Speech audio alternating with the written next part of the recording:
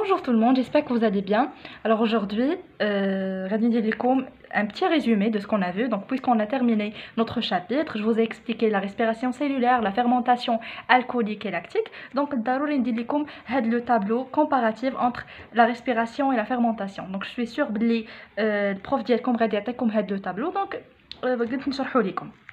Alors ici, tableau comparatif de respiration et fermentation.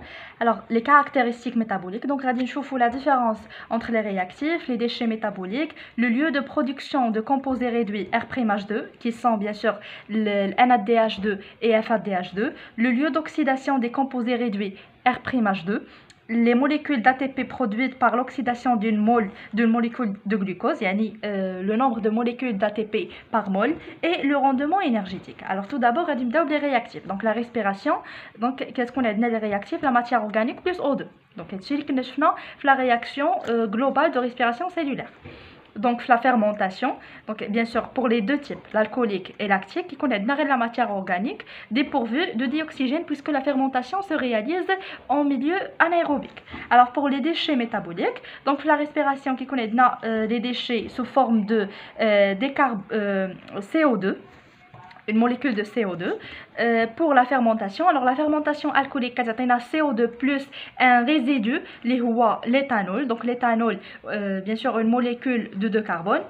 Ou pour la fermentation lactique qui connaît un rendement ou là qui connaît les déchets métaboliques sous forme d'acide lactique. Bien sûr هادشي كله شفناه في le cours.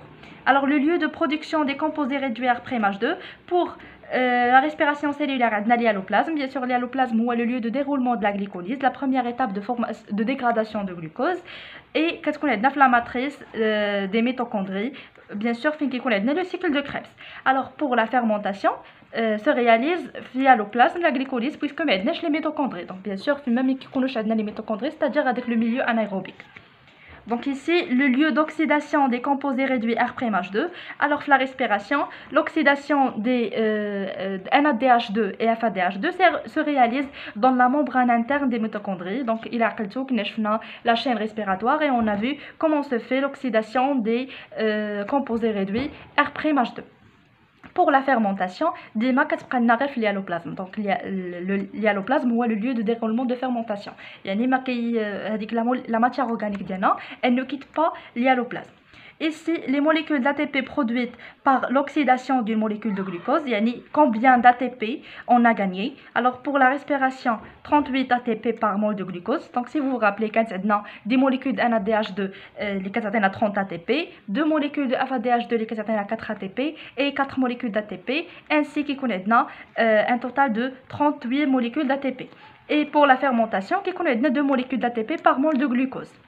Le rendement énergétique de fermentation est très faible à comparaison de celui de respiration. Et finalement, le rendement énergétique, donc bien sûr la réaction d'INA 38 fois 30,5 qui est une constante divisée par 2840 fois 100, on a un rendement de 40,80%. Donc le rendement est très important, mais il reste faible puisque 60% se forme de résidus.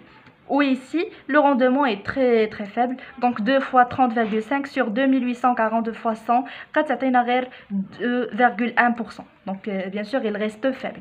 Alors, le tableau, donc bien sûr un tableau comparatif. Donc رجعوا له ديما باش تبغيو تراجعوا تعرفوا راسكم واش فهمتوا. وانا je préfère انكم تكتبوه يعني خذوا une capture d'écran ولكن c'est mieux تكتبوه بيديكم باش تبقاو عاقلين. Alors سالينا هذا le chapitre. Inch'Allah, on va commencer un nouveau chapitre, donc le muscle strié squelettique. Dans le chapitre, on va voir comment se fait la conversion de l'énergie chimique en énergie mécanique. Donc les énergies chimiques, les molécules énergétiques formées, qui fait des énergies ou là, des mouvements mécaniques. Et bien sûr, les vidéos suivantes. J'espère que vous avez compris ce cours. Donc n'hésitez pas de vous abonner, de me laisser vos commentaires et à très bientôt.